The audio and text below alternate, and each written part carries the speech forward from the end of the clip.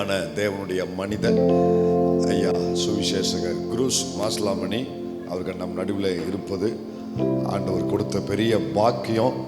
அவர்களுக்காக நான் கர்த்தரை ஸ்தோத்திரிக்கிறேன்.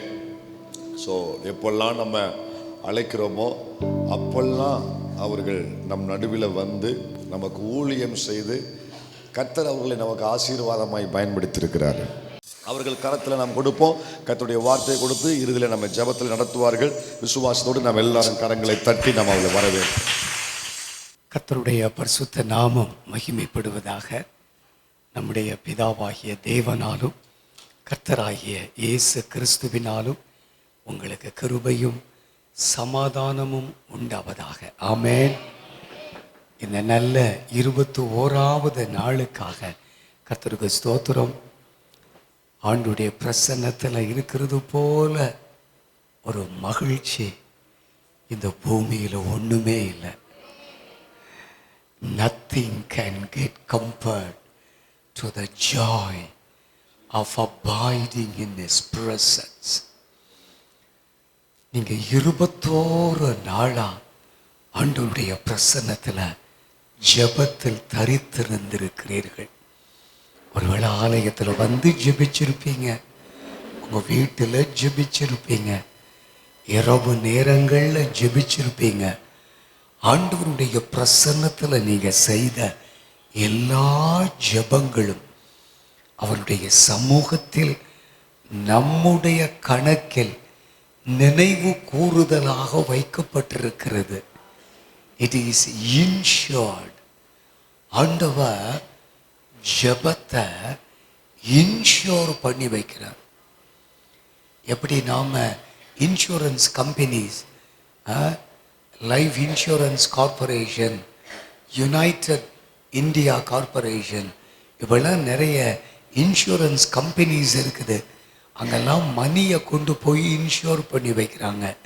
நாம் ஜெபத்தை நமக்காகவும் நம்முடைய வீட்டிற்காகவும் நம்முடைய தலைமுறைக்காகவும் நம்முடைய சபைக்காகவும் தேவன் நமக்கு தந்திருக்கிற மகிமை உள்ள அவருடைய திட்டத்தின் நிறைவேறுதலுக்காகவும் ஜெபத்தை இன்ஷூர் பண்ணி வச்சிருக்கிறோம். ஆமென். ஹல்லேலூயா, ஹல்லேலூயா. இந்த ஜெபத்தினுடைய பலனை அறுத்தே தீருவோம். ஆமென். பெருக விதைக்கிறவன் பெருக அறுப்பான்.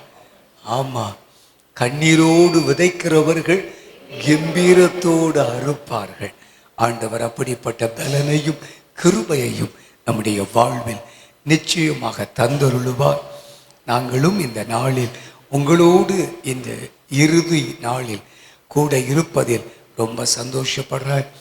எனக்கு மிகவும் பிரியமான, நான் நேசிக்கிற, நான் ஜெபிக்கிற ஒரு சபை உங்கள் சபை. என்னுடைய ஜெபத்தில் உங்களை நினைவு கூறுகிறேன். என் அன்பு போதகரையும் அம்மாவையும் கண்மணி பிள்ளைகளையும் நினைக்கிறேன்.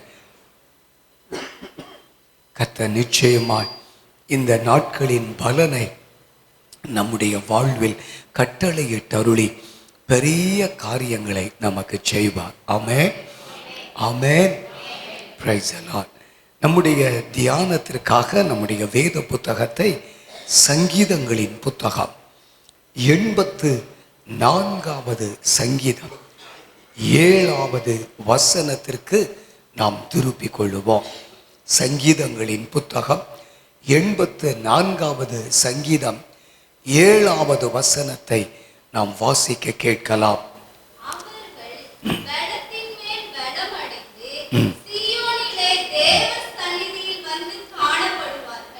அவர்கள் பலத்தின் மேல் பலமடைந்து சீயோனிலே தேவ சந்நிதியில் வந்து காணப்படுவார்கள் என்ற ஒரு வார்த்தையை கர்த்தர் இந்த நாளில் நமக்கு தந்திருக்கிறார்.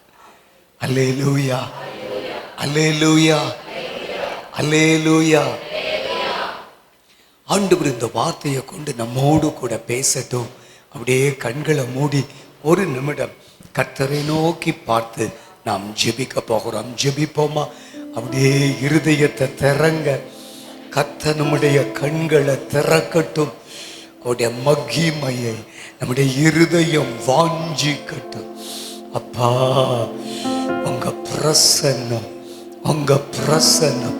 நன்றி தகப்பனே, நன்றி தகப்பனே, நன்றி தகப்பனே. உமக்கு ஸ்தோத்திரம், உமக்கு ஸ்தோத்திரம், உமக்கு ஸ்தோத்திரம். F F amen. Thank you Lord. ராஜா நம் போதுமையா, எப்போதும் எனக்கு போதுமையா. ராஜா உம் பிரசன்னம் போதுமையா, எப்போதும் எனக்கு போதுமையா.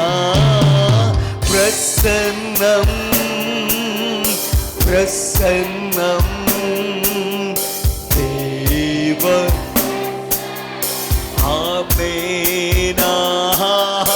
பிரசன்னம் பிரசன்னம் தேவ பிரசன்னம். இன்னும் உம்மை அறியணுமே, இன்னும் உம்மை அறியணுமே. இன்னும் கிட்டே சேரணுமே, இன்னும் கிட்டே சேரணுமே.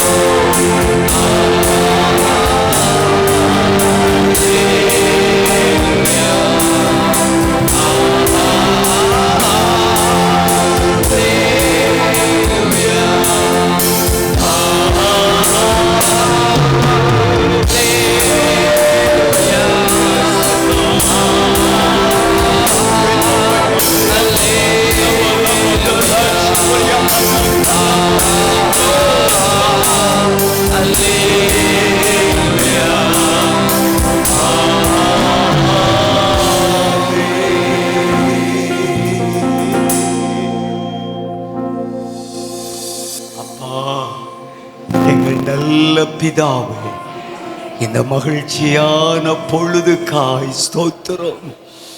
உம்முடைய பிரகாரங்களில் வாசமாயிருக்கும்படி நீ தெரிந்து கொண்டு சேர்த்து கொள்ளுகிறவன் பாக்கியவான் என்று சங்கீதம் 65:4 வாசிக்கிறோமே. தொடர்ந்து உமது பிரகாரங்களில் உமது பிரசன்னத்தின் நிறைவால் நாங்கள் திருப்தியோடு எங்கள் இருதயங்கள் நிரம்பி வழிகிற ஒரு அனுபவத்தோடு உமது ஆலயத்தில் இருந்து புறப்படும்படி கர்த்தர் அனுக்கிரகித்தருள ஜெபிக்கிறோம். பரிசுத்த ஆவியானவர் ஒரு காரியத்தை எனக்கு சொல்லுகிறார். ரோமானிய பேரரசன் டொமிஷியன் கிபி 96 யோவான் அப்போஸ்தலனை கொண்டு போய் பத்மோ தீவுல சிறை வைக்கிறான். மனுஷ சஞ்சாரமே அங்கு இல்லை, மரம் செடி கொடிகள் இல்லை, குடிப்பதற்கு தண்ணீரோ உண்ணுவதற்கு ஆகாரமோ சந்தித்து பேசி இருதயத்தை லகுவாக்குகிறதற்கு வாய்ப்போ முழுக்க முழுக்க இல்லாத வெறும் 6 மைல் சுற்றளவுள்ள வறண்ட அந்த தீவுல யோவானை கொண்டு போய் வச்சிட்டாங்க. யோவானை கொண்டு போய் வச்சிட்டாங்க.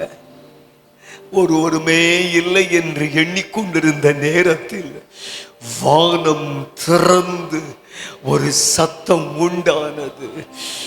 இங்கே ஏறி வா, இங்கே ஏறி வா, இங்கே ஏறி வா. ஹல்லேலூயா. எல்லாமே முடிஞ்சிருச்சுன்னு எல்லாரும் நினைச்சாங்க. ஆனால் இன்று வரை நீடிக்கிற ஒரு மகிமை உள்ள தேவ திட்டம் நிறைவேறுகிறதற்கு அது ஒரு ஆரம்ப நாளா இருந்தது. It was a beginning.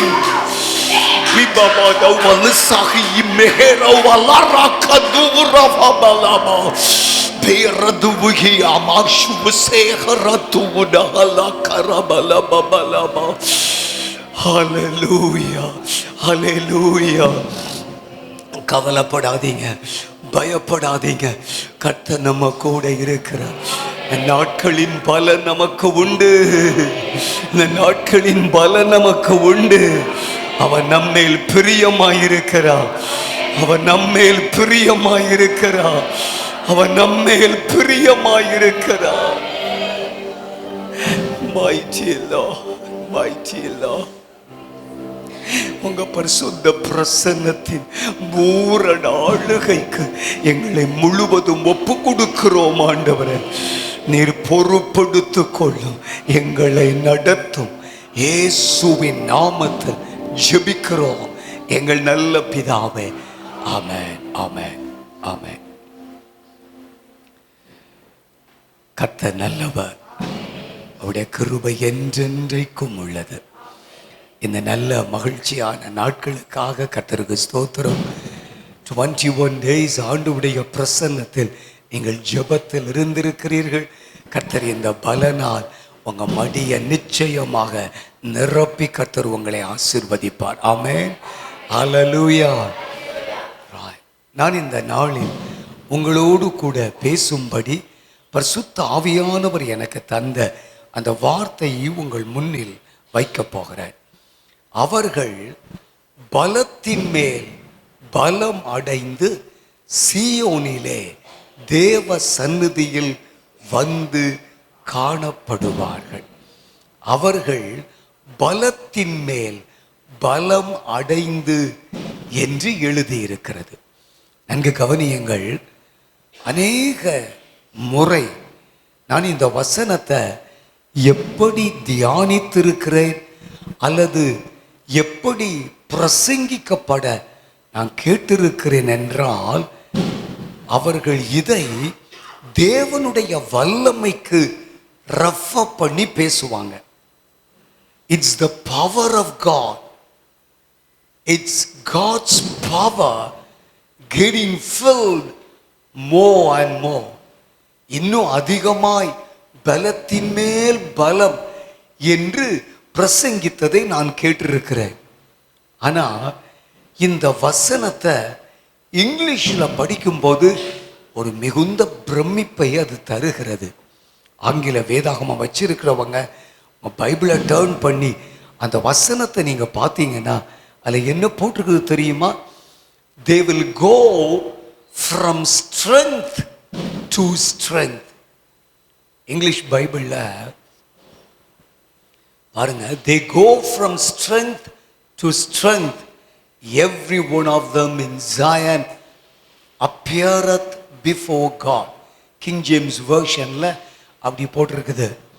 They will go from strength to strength. நான் இந்த காரியத்தை படிக்கும்போது ஆண்டவர் எனக்கு ஒரு காரியத்தை என் இருதயத்தில் நினைப்பூட்டினதை உணர்ந்தேன். என்னன்னா, ஒவ்வொரு தேவ பிள்ளைக்குள்ளையும் ஒரு பலத்தை கர்த்தர் வைத்திருக்கிறார். We have a strength. நமக்குள்ள தேவன் வைத்திருக்கிற அவருடைய பலம், that is our strength. பைபிள்ல இதை படிக்க ஆரம்பிச்ச ஆண்டவர் ஒவ்வொரு முறையும் நான் இதை தியானிக்கும் போதெல்லாம் எனக்கு கற்றுக் கொடுக்கிற ஆழங்கள் மிகுந்த பிரமிப்பை எனக்கு தருகிறது. alright, இன்றைக்கு நம்முடைய பலம் என்று வேதத்தில் சித்தரிக்கப்பட்டிருக்கிற சில காரியங்களை உங்க மத்தியில நான் சொல்லிவிட்டு நம்ம எல்லாரும் இணைந்து இறுதியில் ஜெபிக்க இருக்கிறோம்.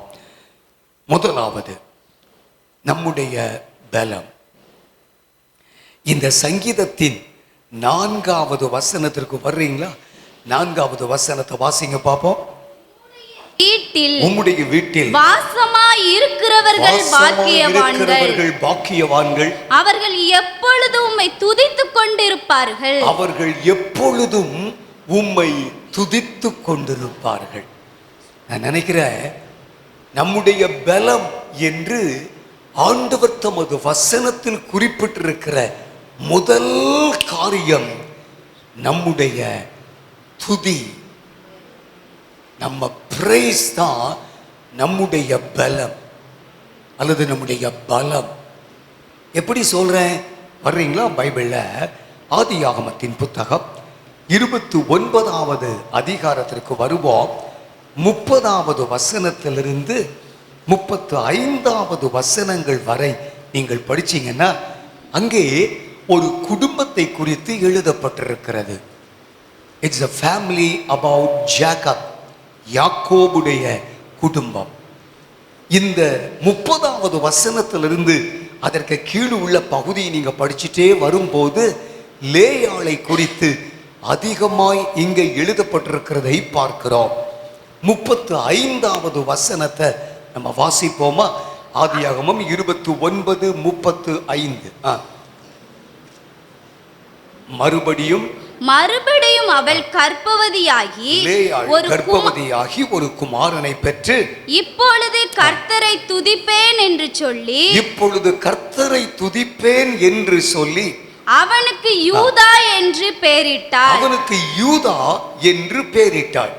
பிற்பாடு அவளுக்கு பிள்ளை பேரு நின்று போயிற்று. நல்லா கவனிங்க, இந்த வசனம் நான் பல முறை நான் படிச்சிருக்கிறேன். ஆனால் இப்போ சமீபத்தில் இந்த வார்த்தையை நான் படிக்கும்போது என் உள்ளம் பூரிக்கிறது போன்ற ஒரு உண்மையை பரிசுத்த ஆவியானவர் எனக்கு இந்த வசனத்தில் வெளிச்சமாக தந்தார். நல்லா கவனிங்க, லேயாள் யாக்கோபு எதிர்பார்ப்பே இல்லாமல் இணைக்கப்பட்ட ஒரு குடும்பம். யாக்கோபுக்கு அந்த எதிர்பார்ப்பு முழுவதும் இல்லை. லேயாள் தான் என்னுடைய மனைவி என்ற எண்ணமோ நினைவோ ஏற்றுக்கொள்ளுகிற இருதயமோ திறனோ ஒன்றுமே யாக்கோபுக்கு இல்லை. அவன் முற்றிலும் எதிர்பார்த்தராத ஒரு சூழ்நிலையில் லேயாள் லாபான் மூலமாக யாக்கோபுக்கு கொடுக்கப்படுகிறாள். யாக்கோபுடைய வீட்டிற்குள்ள லேயாள் வந்துவிட்டாள். இவங்க 2 பேரும் ஹஸ்பண்ட் அண்ட் ஒய்ஃபா இருந்தாலும் அவங்க வாழ்க்கை எப்படி இருந்துச்சுன்னு பைபிள்ல படிக்கும்போது வாங்க 32வது அதாவது 31வது வசனத்தை வாசிக்க கேட்போமா? லேயாள் அற்பமா எண்ணப்பட்டாள் என்று கர்த்தர் கண்டு சரி அவள் கற்பம் தரிக்கும்படி செய்தார். ராகேலோ மலடியா இருந்தார். ஓகே, இங்கே இவங்க 2 பேரையும் குறித்து எழுதி இருக்கிறது. எப்படின்னா, லேயாள் உள்ள வந்தாச்சு, ராகேல் உள்ள வந்தாச்சு, 2 பேரும் உள்ள வந்தாச்சு. நல்லா கவனிங்க, ராகேல் திருமணத்தில் யாக்கோபுக்கு கொடுக்கப்படுவதற்கு 7 வருஷங்களுக்கு முன்பே லேயாள் கொடுக்கப்பட்டு விட்டாள். 7 வருஷமா லேயாளுக்கு குழந்தையே இல்லை. ராகேல் திருமணம் முடிச்சு வீட்டுக்குள்ள வந்தாச்சு. அவள் மலடி என்று வேதத்தில் எழுதப்பட்டிருக்கிறது.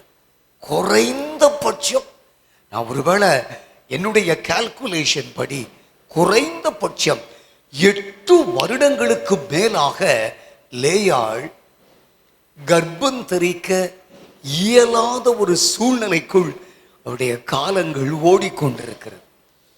நல்லா கவனிங்க, 8 வருஷமா வீட்டுக்குள்ள அவர்கள் விரும்பின அந்த ஆசீர்வாதத்தை, அந்த சுதந்திரத்தை அவர்கள் பார்க்க முடியவில்லை. வீடு என்று ஒன்று ஒரு மனிதனுக்கு கட்டளையிடப்படும் போது அவனுடைய முழு இருதயமும் அவனுடைய முழு எதிர்பார்ப்பும் அவனுடைய சந்ததி அது அவனுடைய தலைமுறை, அதுதான் நம்முடைய எதிர்பார்ப்பு. ஆனால் 8 வருடங்களுக்கு மேலாக குழந்தை பாக்கியமற்றிருக்கிற இந்த லேயாளுடைய இருதயம் எவ்வளவு நொறுங்கி உடைந்து போயிருக்கும் என்று பாருங்கள். நான் சும்மா அதாவது பைபிள் அதற்கு எந்த அத்தாட்சியும் எனக்கு தெரியல. ஆனால் ஒரு 8 வருஷம்னு அப்ராக்சிமேட்டா நான் உங்களுக்கு முன்னால சொல்றேன். எத்தனை வருஷங்கள்னு நமக்கு தெரியல. ஒரு வேளை உட்கார்ந்து அதை நல்லா கம்ப்ளீட்டா ஸ்டடி பண்ணா கண்டுபிடித்து விடலாம் இத்தனை ஆண்டுகள் என்று. ஆனால் பல ஆண்டுகள் குழந்தை பாக்கியம் கிடையாது. இந்த ஐயா வீட்டுக்கு வர்றாரு, வீட்டில் என்ன இருக்குதோ அதை குடிப்பாரு, சாப்பிடுவார், அவர் பாட்டுக்கு போயிட்டே இருப்பார். இந்த அம்மா பக்கத்திலே வர மாட்டாரு, உட்கார மாட்டாரு, பேச மாட்டாரு, கேட்க மாட்டாரு, விசாரிக்க மாட்டாரு, புரிந்து கொள்ள மாட்டார், ஒண்ணுமே தர மாட்டார், எதுவுமே செய்ய மாட்டார். அப்படிப்பட்ட ஒரு சூழ்நிலையில இந்த குடும்பம் ஓடிக்கொண்டிருக்கிறது. நல்லா கவனிங்க, 31வது வசனத்துல படிக்கிறோம், ஆண்டவர் லேயாள் அற்பமாய் எண்ணப்பட்டதை கண்டு. ஒரே வீடுதான், ஆனால் அவள் அற்பமாய் எண்ணப்படுகிறாள். யார் மூலமா? புருஷன் மூலமாயும் அற்பமாய் எண்ணப்படுகிறாள், ராகேல் மூலமாயும் அற்பமாய் எண்ணப்படுகிறாள். எனக்கு முந்தையே உனக்கு திருமணம் ஆகிட்ட 7 வருஷத்துக்கு முன்னாலேயே. You haven't yet bore a child to my husband. இன்னும் என் புருஷனுக்கு ஒரு குழந்தையை பெற்றுக் கொடுக்கிற தகுதி அல்லது சரீர பலன் உனக்கு இல்லையேன்னு சொல்லி அவளும் தன் இருதயத்தில் இந்த லேயாளை அற்பமாய் நினைக்கிறாள். யாக்கோபுடைய வீட்டில் உள்ள வேலைக்காரங்க, அவன் கூட நெருக்கமான ஒரு உறவில் இருக்கிறவர்கள் அத்தனை பேரும் கூட இந்த லேயாளை அற்பமாய் எண்ணுகிற ஒரு சூழ்நிலை அங்கு உருவாகிறது. இதை யார் பார்க்கிறா? கர்த்தர் பார்க்கிறார். பாருங்க, பார்த்து என்ன பண்ணினார்னு பைபிள்ல போட்டிருக்குது பாருங்க.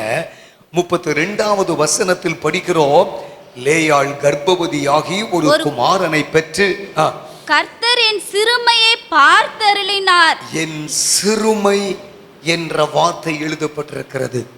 என் சிறுமை, என் சிறுமை, என் சிறுமை. இந்த வீட்டில் நான் தான் பிரதானமானவள், ஆனா அதற்கு உரிய தகுதியோ அதற்கு உரிய முக்கியத்துவமோ எனக்கு கொடுக்கப்படவில்லை. நான் சிறுமையான ஒரு பெண்மணி, வீட்டுக்குள்ள அற்பமாய் எண்ணப்படுகிற ஒரு பெண்மணி. 33வது வசனத்தில் கூட அதை படிக்கிறோம், 34வது வசனத்தில் கூட அதை படிக்கிறோம். நல்லா கவனிங்க. இப்ப கர்த்தர் அவளுடைய சிறுமையையும் அவள் அற்பமாய் எண்ணப்பட்டதையும் கண்டு அவளுக்கு பிள்ளைகளை கொடுக்க ஆரம்பிக்கிறார். முதல்ல ஒரு பிள்ளை பிறக்கிறான், அவனுடைய பெயர் ரூபன். 2வது ஒரு பிள்ளை பிறக்கிறான், அவனுடைய பெயர் சிமியோன். 3வது ஒரு பையன் பிறக்கிறான், அவனுடைய பெயர் லேவி. 4வதும் ஒரு பிள்ளை பிறக்கிறான், அவனுக்கு யூதா என்று லேயாள் பெயரிடுகிறாள். It is not Jacob but Leah names Judah. சரிதானா? வாங்க 35வது வசனத்தை வாசிச்சிருவோமா? 29:35. மறுபடியும் அவள் கர்ப்பவதியாகி, லேயாள் கர்ப்பவதியாகி ஒரு குமாரனை பெற்று இப்பொழுது கர்த்தரை துதிப்பேன் என்று சொல்லி அவனுக்கு யூதா என்று பெயரிட்டாள். பாத்தீங்களா? பெயரிட்டது யாரு? அவங்க மம்மி. யூதாவுடைய அம்மா யூதாவுக்கு பேர் வைக்கிறார். என்ன பேர் வைக்கிறார்? துதி அப்படின்னு பேர் வைக்கிறார், பிரைஸ். ஆனா இந்த வசனத்தினுடைய முடிவு இருக்கு பாருங்க, பரிசுத்த ஆவியானவர் ஒரு அற்புதமான தகப்பன். என்ன எழுதியிருக்கார் பாருங்க. அப்புறம், அதாவது பிற்பாடு அவளுக்கு பிள்ளை பேரு நின்று போயிட்டு. That means it stopped. இதுக்கு மேல பிள்ளைய பெறக்கூடிய பலன் லேயாளுக்கு கிடையாது. அவ்வளவுதான். அவளுடைய பிள்ளை என்ற பிள்ளைகள் என்ற முடிவு 29வது அதிகாரத்தில் உண்டாயிற்று. ஆனா 4வது பிள்ளை பிறக்கும் போது அவ ஆண்டவரிடத்துல சொல்லுகிற காரியம் என்ன? இப்பொழுது கர்த்தரை துதிப்பேன் என்று சொல்லி அவனுக்கு யூதா என்று பெயரிட்டாள். நல்லா கவனிங்க, யூதா பைபிள்ல போட்டிருக்குது 1 நாளாகமம் 5:2 யூதா பலத்ததினால் ராஜாதிபத்தியம் அவனுடையதாயிற்று, என்ன அவனுடைய சந்ததியில் வந்தது என்று இருக்கிறது. 1 நாளாகமம் 5வது அதிகாரத்தின் 2வது வசனத்தில் அதை நம்ம படிக்கிறோம். யூதா தன் சகோதரரிலே பலத்ததினால் ராஜாதிபத்தியம் அவன் சந்ததியில் உண்டானது. நல்லா கவனிங்க, பலம். ஒருவேளை நான் நினைக்கிறேன் யூதா பலத்தான். எப்படி? அவனுடைய தாய் அவனை பெற்றெடுத்த நாளில் அவன் தேவனுக்கு மகிமையும் துதியும் உண்டாக எனக்கு கொடுக்கப்பட்ட ஒரு பிள்ளை, இனிமே துக்கத்தை பார்க்க மாட்டேன், சூழ்நிலையை பார்க்க மாட்டேன், வேதனையை பார்க்க மாட்டேன், வீட்டுக்குள்ள இருக்கிற அசௌகரியங்களை பார்க்க மாட்டேன், மனிதர்களுடைய விமர்சனங்களை கேட்க மாட்டேன், என்னை குறித்து பேசப்படுகிற எந்த ஒரு நிந்தையையும் இனி என் இருதயம் எடுத்துக் கொள்ளுவது இல்லை. சூழ்நிலைகள் இருக்கட்டும், பிரச்சனைகள் இருக்கட்டும், போராட்டங்கள் இருக்கட்டும், எல்லா நிந்தைகள் அவமானங்கள் எல்லாம் ஒரு பக்கம் இருக்கட்டும்.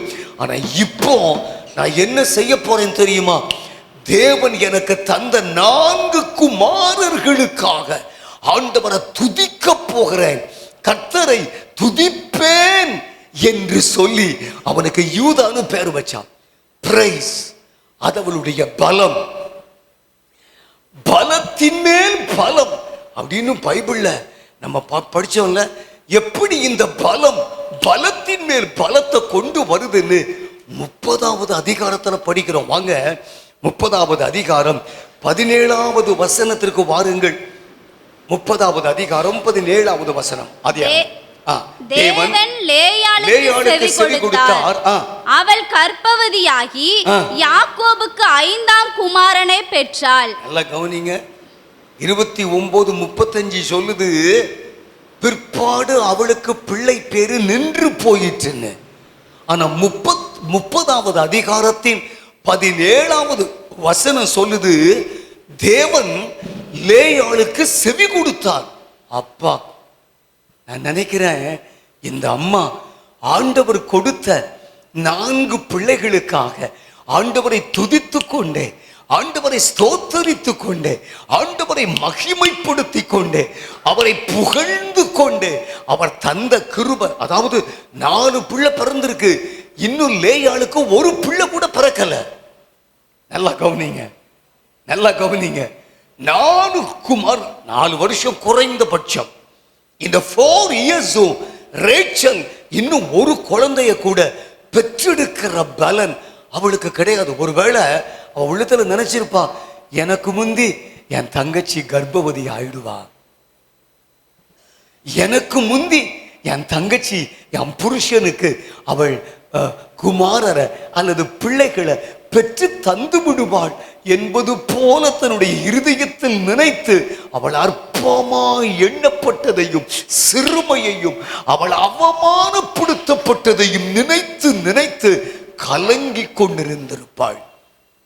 ஆனா ஆண்டவர் அந்த சூழ்நிலைக்கு நடுவில் ஆண்டவர் லேயாள 4 பிள்ளைகளை கொடுத்து ஆசீர்வதிச்சார்.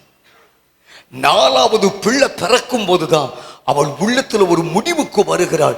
இனிமே பிரச்சனையை பார்க்க மாட்டேன், கணவனை பார்க்க மாட்டேன், சூழ்நிலையை பார்க்க மாட்டேன், எதிரடைய பார்க்க மாட்டேன், ஆண்டவரை துதிப்பேன்ற முடிவுக்கு வருகிறாள். She began to praise God. நடந்தது என்ன தெரியுமா? பிள்ளை பேரு நின்று போன பெண்மணிக்கே ஆண்டவர் 5வது குமாரனை கொடுக்கிறார். நீங்க அதே அதிகாரத்துல கீழே 20வது வசனத்தை படிச்சீங்கன்னா, அப்பொழுது லேயாள், தேவன் எனக்கு நல்ல ஈவை தந்தார், சரி, என் புருஷனுக்கு நான் 6 குமாரரை பெற்றபடியால் இப்பொழுது அவர் என்னுடனே வாசம் பண்ணுவார் என்று சொல்லி அவனுக்கு செபிலோன் என்று பெயரிட்டாள். கவனிங்க, 5வது பிள்ளை பிறந்து 6வது பிள்ளையும் பிறந்தாச்சு. எல்லாம் கவனிங்க, 6 குமாரர்களை பெற்றெடுக்கிறாள். என் அன்பிற்குரியவர்களே, துதி எங்க வாய்ப்பை இழந்து நிற்கிறோமோ அந்த இடத்தில் ஒரு புதிய வாய்ப்பை உண்டாக்குகிறது. அம்மா, என் அன்பு சகோதரியே, என் அன்பு தகப்பனே, அண்ணே, ஆண்டவர் இன்னைக்கு நம்ம கூட பேசுறாரு. மகளே, உனக்குள்ள ஒரு பலத்தை வச்சிருக்கிறேன். You know your strength. What is? It is your praise. அது உன்னுடைய துதி. உன்னுடைய துதிதான் உன்னுடைய பலம். உன்னுடைய துதிதான் உன்னுடைய பலம். நீ எந்த மட்டும் துதிக்க தேவனுடைய பிரசன்னத்துல உன்னை ஒப்பு கொடுக்கிறியோ, முடிந்து போன எல்லாவற்றையும் தாண்டி புதிய வாசல்களை, புதிய பலனை, ஒருவேளை பலத்தின் மேல் பலனை நீ பெற்றுக்கொள்ளும்படி வாசலை அது உண்டாக்குகிறது. ஆமா, எங்க பிள்ளை பேரு நின்று போயிட்டோ அங்கே லேயாள் கர்ப்பந்தரிக்க பலன் அடைந்து 5வது 6வது குமாரனையும், இன்னும் கீழே படிக்கிறோம், ஒரு குமாரத்தியையும் பெற்றாள். 7 பிள்ளைங்க.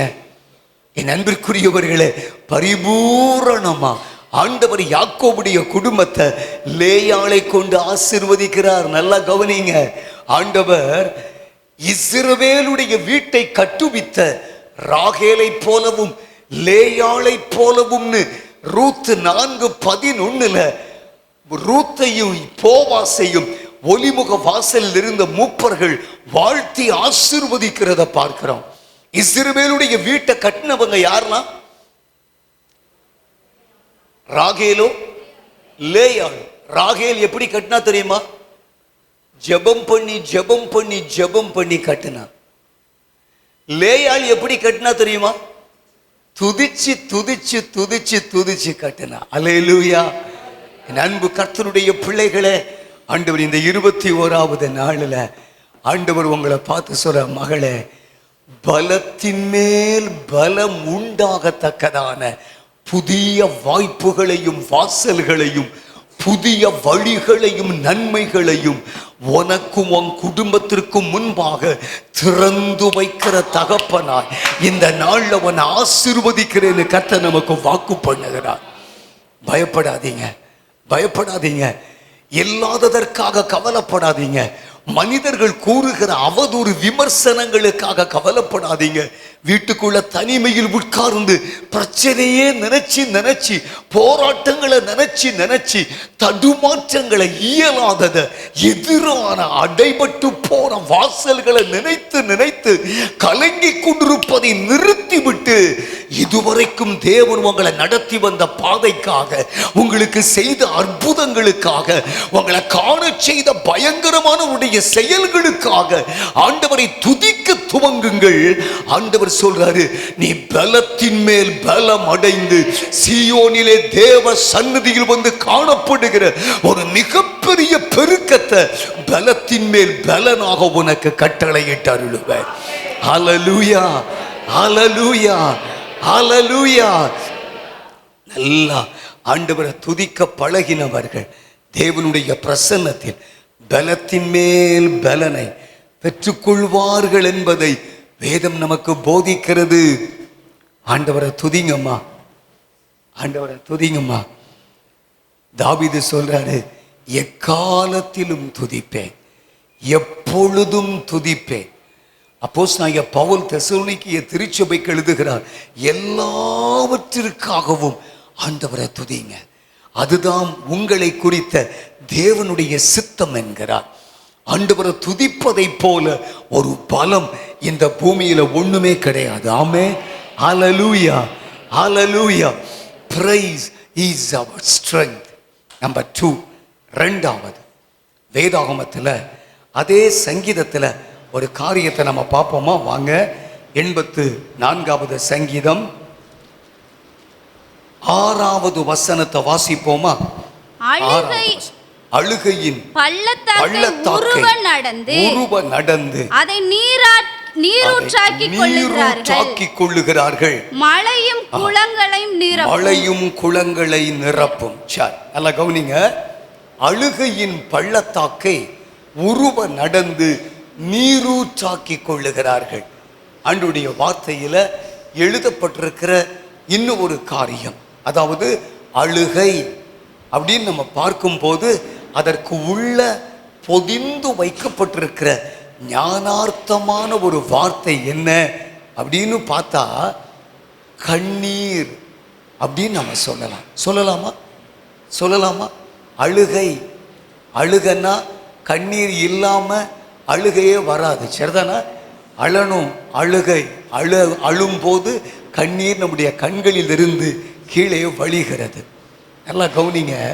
கர்த்தருடைய பிள்ளைகளுடைய பலம் என்று வேதத்தில் கொடுக்கப்பட்டிருக்கிற இன்னும் ஒரு வார்த்தையை இந்த சங்கீதத்தின் உள்ளே இருந்து படிக்கிறோம். அது என்ன தெரியுமா? அது கண்ணீர் என்று கர்த்தருடைய வார்த்தையில் எழுதி இருக்கிறது. நமக்கு இதை ஏற்றுக்கொள்றதுக்கு ஒருவேளை முடியாதுன்னு நினைக்கிறேன். எப்படி பிரதர், கண்ணீர் நம்முடைய பலனாக முடியுமா? How can we say that? வாழ்க்கையில கண்ணீர் இருக்கக்கூடாதுன்னு விரும்புகிறோம், வாழ்க்கையில கண்ணீர் வரக்கூடாதுன்னு விரும்புகிறோம். ஆனா கண்ணீர் எப்படி நமக்கு பலனாக மாறும்? அப்படி போல நம்முடைய இருதயத்தில் எண்ணிக்கொண்டிருக்கலாம். பைபிள்ல ஒரு இடத்துக்கு உங்களை கூட்டிட்டு போறேன், வாங்க. திருப்புவோம் ஆதியாகமத்தின் புத்தகம். ஆதியாகமத்தின் புத்தகம் 21வது அதிகாரம் 16வது வசனத்தை வாசிக்க கேட்போமா? பிள்ளை சாகிறதை நான் பார்க்க மாட்டேன் என்று எதிராக அம்பு பாயும் தூரத்திலே போய் உட்கார்ந்து சத்தமிட்டு அழுதாள். நல்லா கவனிங்க. இங்க ஒரு அம்மா அழுறாங்க. நமக்கு எல்லாருக்கும் நல்லா தெரியும் இது யாரு? ஆகார். ஆபிரகாமுக்கு ஆதியாகமம் 16வது அதிகாரத்துல சாராள், ஒருவேளை ஆபிரகாம், ரெண்டு பேருமே தங்களுடைய மனமொத்த ஒரு உடன்படிக்கையில் அல்லது ஒரு திட்டத்தில், தீர்மானத்தில் இந்த ஆகார் மூலமாக அவர்கள் வீடு கட்டப்படும் என்ற முடிவுக்கு வருகிறார்கள். நல்லா கவனிங்க. ஆகார் கர்ப்பம் தரித்தாள். இவள் கர்ப்பம் தரித்த மாத்திரத்தில் தன்னுடைய நாச்சியார் அற்பமாக எண்ணி வீட்டில் கோபித்து கொண்டு வெளியே ஓடிவிட்டாள். அதாவது சாராள் துரத்திட்டாள். வெளியே வந்துவிட்ட இந்த ஆகார ஆண்டவர் பார்த்து சொல்றாரு, திரும்ப போ, ஆபிரகாமுடைய அல்லது சாராளுடைய கைக்கு கீழே அடங்கி இருன்னு சொல்றார். நல்லா கவனிங்க. ஆண்டவருக்கு கீழ்ப்படிஞ்சாளா, கீழ்ப்படியிலையா? இன்னும் ஒன்று சொல்றேன் பாருங்க.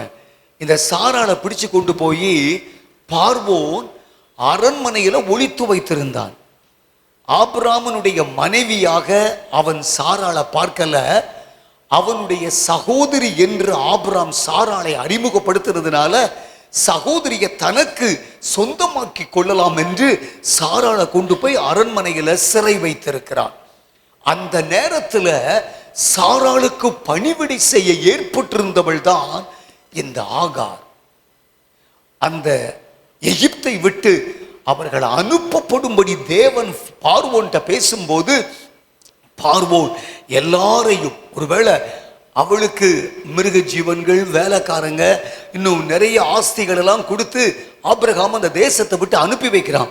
அப்படி அனுப்பும் போது அனுப்பப்பட்டவர்களோடு சாராளை பின்தொடர்ந்து வந்தவள் தான் இந்த ஆகார். நல்லா கவனிங்க. பைபிள் இந்த காரியத்தை எவ்வளவு அற்புதமாக எழுதி இருக்கிறது பாருங்க. முதல்ல வீட்டில் அம்மா ஆகார் அடிச்சு துரத்திட்டாங்க. இப்ப நீ போய் மறுபடியும் அங்கே அடங்கி இருந்து கர்த்தர் சொல்றாரு. ஆகார் திரும்ப அந்த வீட்டில் அடங்கி இருக்கிறார். ஒரு டைம் வருது இந்த அதிகாரத்தில், 21வது அதிகாரத்துல ஆபிரகாம் ஆகாருக்கும் இஸ்மவேலுக்கும் ஒரு துருத்தியில தண்ணியும் கொஞ்சம் அப்பத்தையும் கையில கொடுத்து போயிட்டு வாமான்னு பாய் போட்டு அனுப்பியாச்சு. நல்லா கவனிங்க. வனாந்தரத்துல பிள்ளைய கூட்டிக் கொண்டு வருகிற ஆகாருடைய காரியம் குறித்து வேதத்தில் என்ன எழுதப்பட்டிருக்கிறது தெரியுமா? அவள் அழுததை கர்த்தர் கண்டு பிள்ளையின் சத்தத்தை கேட்டு அவளுக்கு அருகாமையில் வந்தார். நல்லா கவனிங்க, ஆகாருடைய கண்ணீர் அவளுக்கு என்ன கொண்டு வந்து, அதாவது அவளுடைய கண்ணீர், அவளுடைய பலம். எப்படி அதை சொல்றேன் பாருங்க. வாங்க 1 நாளாகமத்தின் புத்தகம் 1வது அதிகாரத்துக்கு வாருங்கள். 1 நாளாகமம் 1வது அதிகாரத்திற்கு நம்முடைய வேதாகமத்தை திருப்பிக் கொள்ளுவோம். வாசிங்க 27வது வசனம்.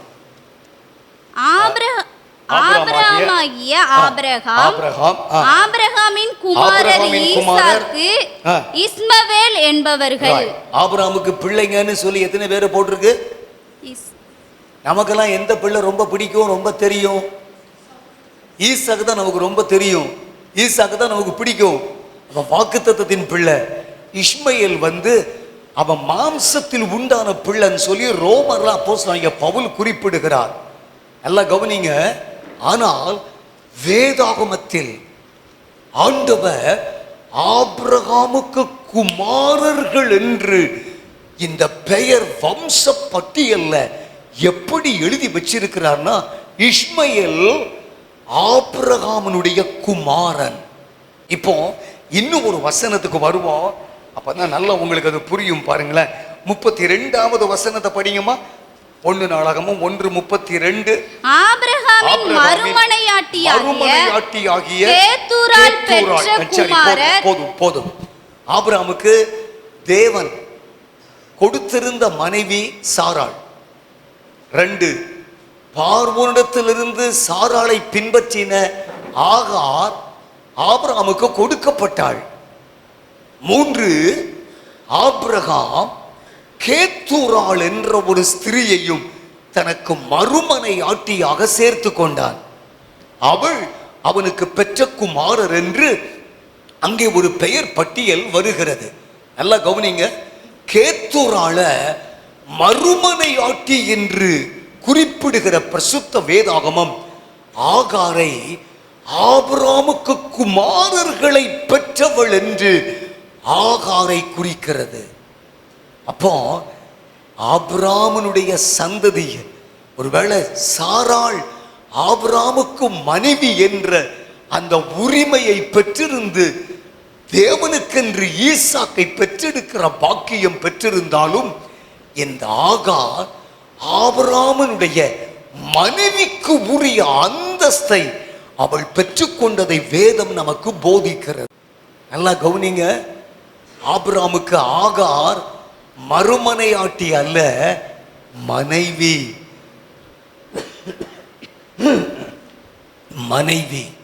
அவள் மனைவியினுடைய அந்தஸ்தை அவள் பெற்றுக் கொள்ளுகிறாள். கண்ணீர் அதுதான் அதுக்கு காரணம். கண்ணீர் அதுதான் அதற்கு காரணம். நன்கு கவனியுங்கள். தேவனால் தெரிந்து கொள்ளப்பட்ட, தேவனால் நடத்தப்படுகிற அவருடைய பிள்ளைகளுடைய வாழ்க்கையில் சில நேரம் கண்ணீர் என்பது தவிர்க்கவே முடியாத ஒன்றாக மாறிவிடும். இதெல்லாம் சகஜம்தான். மார்த்தாள் மரியாள் இடத்துல ஏசப்பா பிரியமா இருந்தாரு, அவங்க வீட்டில் பிரச்சனையே வரலையா? வேதத்துல படிக்கிறோம், இயேசு அவர்களோடு கூட அவள் கண்ணீர் வடிக்கிறத கண்டு அவரும் கண்ணீர் விட்டார் என்று எழுதி இருக்கிறது. அப்படியானால் தேவனுடைய பிரசன்னத்தில் இருக்கிற பிள்ளைகளுடைய வாழ்க்கையில ஒரு பிரச்சனை அல்லது ஒரு போராட்டம் அல்லது ஒரு நிர்பந்தம் அல்லது ஒரு கடினமான பாதை என்று வரும்போது நம்முடைய உள்ளமெல்லாம் நொறுங்கி போய் ஆண்டவருடைய பிரசன்னத்தில் கண்ணீர் விட்டு அழுகிற ஒரு நிர்பந்தத்தில் நாம் தள்ளப்படுவது இயல்பாக இருக்கலாம். ஆனா நம்ம பலம் என்ன தெரியுமா? நம்ம கண்ணீர். இந்த கண்ணீர் பலத்தின் மேல் பலத்தை தரும்னு பைபிள்ல போட்டிருக்குத. என்ன பலம் தெரியுமா? இந்த கண்ணீர் நீரூற்றாக மாறுகிறது. கண்ணீர் நீரூற்றாக மாறுகிறது. என் அன்பு தகப்பனே, அண்ணே, என் அருமை தாயே, என் அன்பு சகோதரியே, ஆண்டவர் இன்னைக்கு நம்ம கூட பேசுறாரு. எவ்வளவு கண்ணீர் வடிச்சிருக்கிற. உனக்காக கண்ணீர், உன் வீட்டுக்காக கண்ணீர், உன் பிள்ளைகளுக்காக கண்ணீர், சபைக்காக கண்ணீர், விசுவாச குடும்பங்களுக்காக கண்ணீர். பைபிள்ல கண்ணீரை பற்றி படிச்சா ஏசப்பாவிலிருந்து அப்போஸ்தலனாகிய பவுல் அத்தனை பேரும் இந்த பாதையில தான் போயிருக்காங்க. கண்ணீர் இல்லாம அவங்க யாருமே மிகப்பெரிய ஒரு பலனை அடைந்ததாக வேதத்தில் இல்லை. என் அன்பிற்குரியவர்களே, கண்ணீர் நம்முடைய பலம், நம்முடைய பலம். பல ஆண்டுகளுக்கு முன்பு நான் ஒரு இங்கிலீஷ் புக்கு ஒன்று படித்தேன். அந்த புக்குக்கு பேரு டோன்ட் வேஸ்ட் யுவர் சாரோ. அந்த புக்கை எழுதின ஆத்தருடைய பெயர் பால் இ பில்ஹனர். அவர் தான் அந்த புக்கினுடைய ஆத்தர். தமிழ்ல அந்த புக்கு இருக்குதுன்னு நினைக்கிறேன், எனக்கு திட்டமா தெரியவில்லை. தமிழ்ல அந்த புக் இருக்கிறது. Don't waste your sorrow. உங்க துக்கத்தை அல்லது உங்க கண்ணீரை சாமானியமாக நினைக்காதீங்க அப்படின்னு அந்த அந்த புத்தகத்தில் கொடுக்கப்பட்டிருக்கிறது. நல்லா கவனிங்க, நம்முடைய கண்ணீர் அவ்வளவு பலம் உள்ளது, அவ்வளவு பலம் உள்ளது. கண்ணீர், நான் சொல்றேன், நீங்க ஒரு சொட்டு கண்ணீர் வடிச்சீங்கன்னு வைங்க, அது தரையில வந்து விழுறதுக்கு முன்னால உங்க பக்கத்தில் நிற்கிற தூதன் அந்த கண்ணீரை கலெக்ட் பண்ணி தேவனுடைய பிரசன்னத்துல கொண்டு போய் வைத்து விடுகிறார். நம்ம கண்ணீர் நம்முடைய பலம்ங்க, நம்முடைய கண்ணீர் நம்முடைய பலம். ஆண்டவர் சொல்றாரு, அவர்கள் அழுகையின் பள்ளத்தாக்கை உருவ நடந்து நீரூற்றாக்கி கொள்ளுகிறார்கள் என்று எழுதப்பட்டிருக்கிறது. கண்ணீர், என் அன்பு கர்த்தருடைய பிள்ளைகளே, ஆண்டவர் கண்ணீருக்கு பதிலளிக்கிறவர், கண்ணீரை கணக்கில் வைக்கிறவர், சேர்த்து வைக்கிறவர். அதுக்கு நான் சாட்சிங்க உங்களுக்கு. ஏற்கனவே நம்ம சர்ச்சுக்கு நான் வந்திருக்கும் போது இதுக்கு முன்னால நான் உங்களுக்கு சொல்லி இருக்கிறேன், எனக்கு நன்கு ஞாபகம் இருக்கிறது. ஆபரேஷன் பண்ணி ஹாஸ்பிட்டல் இருக்கும்போது என் மனைவி வடிச்ச கண்ணீர் ஒரு பொற்பாத்திரத்தில் கலெக்ட் பண்ணப்பட்டு தேவனுடைய சிங்காசனத்திற்கு முன்பாக வைக்கப்பட்டிருந்ததை ஒரு அருமையான கர்த்தருடைய மனுஷன் கண்டு களி கூர்ந்து எங்க வீட்டுக்கு வந்து எனக்காக ஜெபித்து என்னை ஆறுதல் படுத்தும்படிக்கு வந்தவர் என் மனைவியிடத்தில், அக்கா, உங்க கண்ணீர் அண்ணனுடைய ஆயுசுக்காக தேவனுடைய பிரசன்னத்தில் வைப்பாய் வைக்கப்பட்டிருக்கிறது, கணக்கு வைக்கப்பட்டிருக்கிறது என்றார். என் அன்பிற்குரியவர்களே, மருத்துவம் எனக்கு தந்த ஆயுசு நாட்கள் 3.5 வருஷத்திலிருந்து 4 வருஷம். அதை கடந்த என் மனைவி ஆண்டவரிடத்துல 15 ஆண்டுகள் கொடுங்கன்னு கேட்டா 15ஐயும் கடந்தேன். இன்றைக்கு 22வது வருஷத்திற்குள்ள பிரவேசிக்க போகிறேன். ஹல்லேலூயா. நம்ம கண்ணீர் நம்முடைய பலம். ஆண்டவர் சொல்ற, கண்ணீரோடு நீ விதைத்த உன்னுடைய எல்லா விதையையும் நீ கம்பீரத்தோடு அறுக்கும்படி நான் உனக்கு அனுகிரகிப்பேன் என்று கர்த்தர் வாக்கு பண்ணுகிறார். ஹல்லேலூயா, ஹல்லேலூயா. உங்க தனி வாழ்வாகட்டும், உங்க குடும்பம் ஆகட்டும், உங்க சபை ஆகட்டும், உங்க தரிசனத்தின் நிறைவேறுதல் ஆகட்டும், இத்தனை வருஷங்கள் நீங்க வடிச்ச கண்ணீர், நீங்க சிந்தின கண்ணீர் தேவனுடைய பிரசன்னத்திலிருந்து கம்பீரமான அறுவடையை உங்க மேல, உங்க குடும்பத்தின் மேல கொண்டு வரப்போகிறது. நீங்கள் அதை அனுபவித்தே ஆக வேண்டும். இந்த பூமியிலேயே கர்த்தர் நமக்கு நியாயம் செய்வார். பரிசுத்த ஆவியை அழுத்துகிறதை உணர்கிறேன். அண்ணே, எந்த காரியத்துக்காக இந்த பூமியில கண்ணீர் விடுச்சீங்களோ அந்த கண்ணீருக்குரிய பலன் இந்த பூமியிலேயே நமக்கு உண்டு. ஆமென். ஹல்லேலூயா, ஹல்லேலூயா. உங்க குடும்பத்தில் உள்ளவங்களுடைய ரட்சிப்புக்காக நீங்க ஒருவேளை கண்ணீர் வடிச்சிருக்கலாம், உங்க சரீர ஆரோக்கியத்திற்காக கண்ணீர் வடிச்சிருக்கலாம், அது உங்க பிரயாசத்தின் பலனை நீங்க பார்க்கணும்னு கண்ணீர் வடிச்சிருக்கலாம், அது உங்க திட்டங்கள், உங்க தரிசனங்கள் நிறைவேறும்படிக்கு நீங்கள் கண்ணீர் வடிச்சிருக்கலாம். எப்படிப்பட்ட சூழ்நிலையில நீங்க கண்ணீரோடு தேவ பிரசன்னத்தில் இருந்திருந்தாலும் ஆண்டவர் சொல்றாரு, அந்த கண்ணீரின் பள்ளத்தாக்க உருவ நடந்து நீரூற்றாக்கி கொள்ளுகிற பலனை இந்த வருஷத்தின் இறுதியில நான் உனக்கு தருவேன்னு கர்த்தர் சொல்றார். நான் உனக்கு தருவேன். நான் உனக்கு தருவேன். பலத்தின் மேல் பலம் அடைவாய். உன் ஜெபத்திற்கு பதில் வருகிறது. உன் விண்ணப்பத்தை கேட்டேன், உன் கண்ணீரை பார்த்தேன், உன் ஆயுச கூட்டுற, உன் பலவீனங்கள் மாறும். நீ எழுந்து தேவனுடைய ஆலயத்திற்கு போவாய், உனக்காக அற்புதங்களை செய்வேன்னு ஆண்டவர் எசேக்கியாவுக்கு சொன்னது போல இந்த ராத்திரியில் நம்மளை பார்த்து சொல்றார். கவலைப்படாதீங்க, கவலைப்படாதீங்க. நம்ம கண்ணீர் நம்முடைய பலனாய் இருக்கிறது, நம்முடைய பலனாய் இருக்கிறது. ஒருவேளை புருஷனுக்கு தெரியாம அழுறீங்களா? அல்லது பிள்ளைகளுக்கு தெரியாம இருட்டில் அழுறீங்களா? அல்லது உங்க சூழ்நிலைகளை நினைச்சு ஆண்டவருடைய பலிபீடத்துல வந்து விழுந்து அந்நாள் ஆண்டவரிடத்துல வந்து எவ்வளவு அழுதாள் பார்த்தீங்களா? எவ்வளவு அழுதாள் பார்த்தீங்களா? ஆண்டவர் இந்த கண்ணீருக்கு ஒரு பலனை கொடுத்தாரு. என்ன பலன் கொடுத்தார் பாருங்க. ஆண்டவரே, எனக்கு ஒரு பிள்ளை தாங்க, அந்த பிள்ளைய உங்களுக்கே தந்துருவேன்னு அந்த அம்மா ஜோம் முடிச்சு. அப்படித்தானே ஆண்டவர்கிட்ட வந்து அந்த அம்மா எப்படி ஜோம் பண்றாங்க? எனக்கு ஒரு பிள்ளைய தாங்க ஆண்டவரே, அந்த பிள்ளை எனக்கு வேண்டாம், அந்த பிள்ளை என்ன செஞ்சிருவேன், உங்களுக்கே கொடுத்துருவேன். இதான் அந்த அம்மாவுடைய பிரேயர். ஏம்மா, நீ இது உனக்கு தானே கேட்குற, நீ வச்சிக்க அப்படின்னு ஆண்டவர் ஒரு பிள்ளைய கொடுத்தா? இல்லை இல்லை, எனக்கு வேண்டாம், உங்களுக்கு கொடுக்கறதுக்காக எனக்கு தாங்கன்னு அந்த அம்மா கேட்டாங்க. ஆண்டவர் கேட்டுக்கிட்டே இருந்தார். ஓ அப்படியா, சரின்னு சொல்லி ஒரு பிள்ளைய கொடுத்தார். அந்த அம்மா அந்த கண்ணீரின் பலனை ஆண்டவருடைய பிரசன்னத்துல கொண்டு வந்து திரும்ப கொடுத்தாங்க. இதுதான் பலத்தின் மேல் பலம். ஒரு பிள்ளைய கேட்டதுக்கு 5 பிள்ளைய ஆண்டவர் அள்ளி கொடுத்துட்டாரு பாருங்களேன். ஆண்டவர் அந்த அம்மாவை சாமானியமாக வைக்கவில்லை. சாமுவேலும் இஸ்ரவேலுடைய இறுதி நியாயாதிபதி, சரிதானா, the final judge of Israelites. அவர் வந்து ப்ராஃபட் சாமியலுடைய ஊழியங்களை குறித்து பழைய ஏற்பாட்டில் பார்க்கும்போது சாமியல் அவன் வந்து ஒரு தீர்க்கதரிசி. Number 2, he was the priest. அவன் தான் அன்றைய ஆசாரியன், சரிதானா. Number 3, he was the final judge of Israel. இறுதி நியாயாதிபதி இஸ்ரவேலுக்கு சாமுவேல் தான். நல்லா கவனிங்க, இந்த 3 ஊழியமும் பழைய ஏற்பாட்டில் பிரதானமான ஊழியங்கள். தீர்க்க தரிசன ஊழியம், ஆசாரிய ஊழியம், ராஜாக்களுடைய ஊழியம், அது நியாயாதிபதித்துவம். இந்த 3ஐயும் சாமுவேல் ஒரே பிள்ளைக்குள்ள ஆண்டவர் கொடுத்துட்டார் பாருங்க. பலத்தின் மேல் பலம்.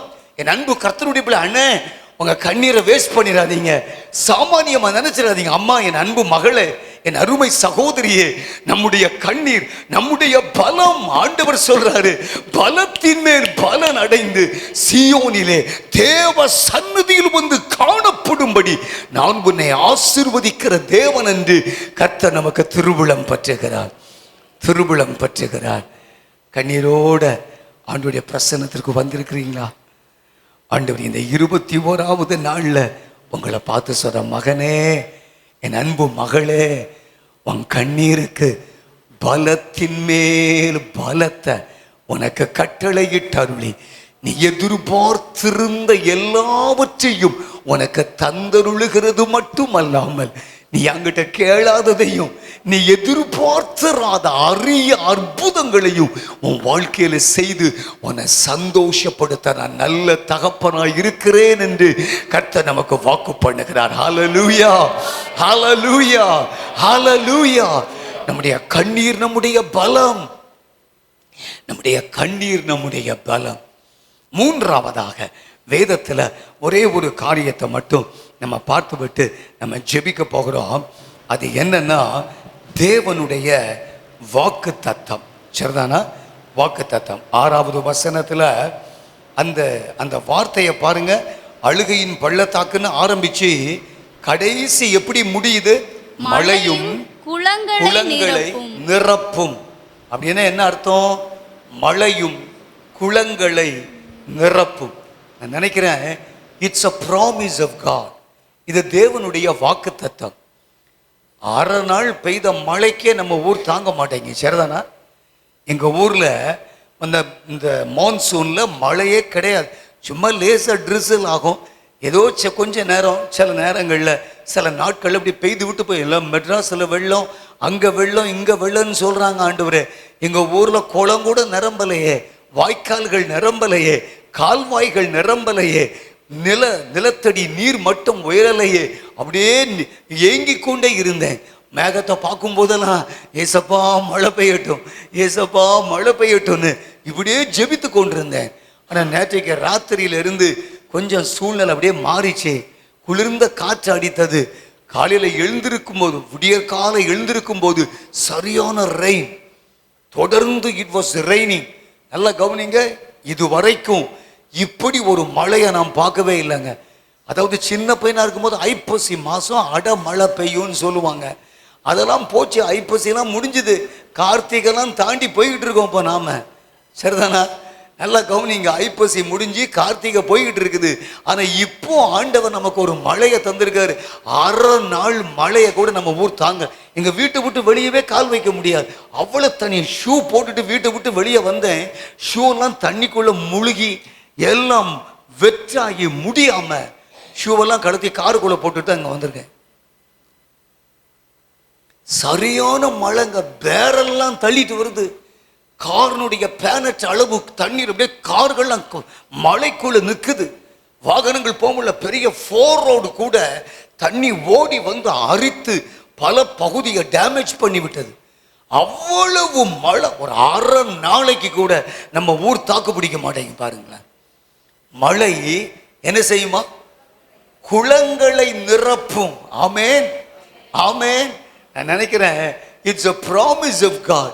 இது தேவனுடைய வாக்குத்தத்தங்க. ஆண்டவர் இன்னைக்கு சொல்றாரு, மகளே, வறண்டு போன உன் வாழ்க்கையில ஒரு பெரிய செழிப்பை, சேமத்தை, ஒரு பசுமையை உனக்கு இந்த நாளில் கட்டளை இடுகிறேன் என்று ஆண்டவர் நமக்கு வாக்கு பண்ணுகிறார். ஆமென், ஹல்லேலூயா, ஹல்லேலூயா, ஹல்லேலூயா.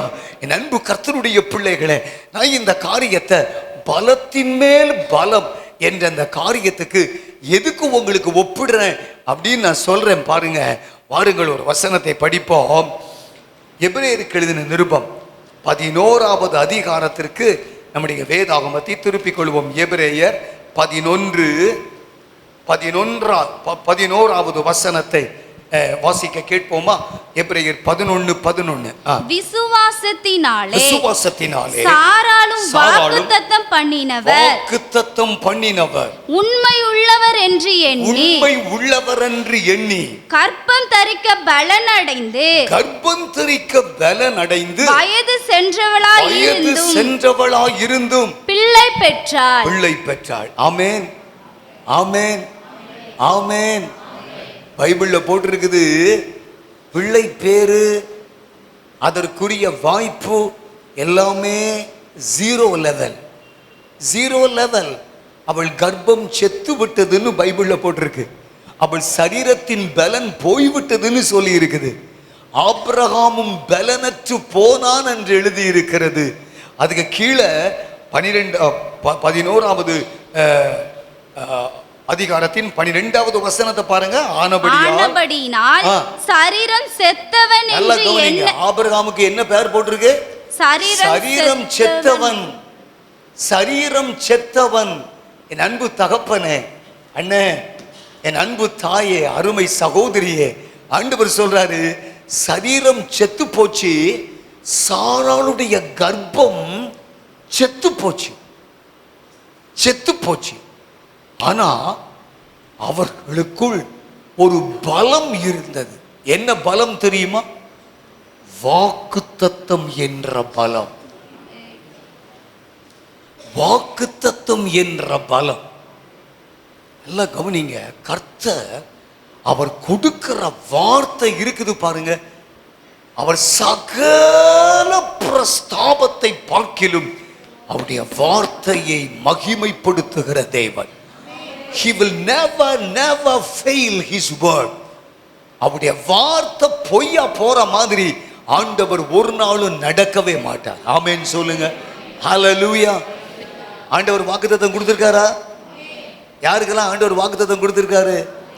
கர்த்தர் சொல்றார், இன்னைக்கு வாக்குத்தத்தம் உன்னுடைய பலம். ஆனா பலத்தின் மேல் பலம் என்ன தெரியுமா? வாக்குத்தத்தத்தை பெற்றுக்கொண்டவனே கர்ப்பம் தரிக்க பலன் இல்லாம அந்த அம்மாவுடைய கர்ப்பம் செத்து போச்சு. ஆபிரகாமுடைய சரீரம் செத்து போச்சுன்னு பைபிள்ல போட்டிருக்குது. ஆனால் அவர்களை கொண்டு ஆண்டவர் செய்த மகா பெரிய பலம் என்ன என்றால் கடற்கரை மணலத்தனையான பிள்ளைகள்.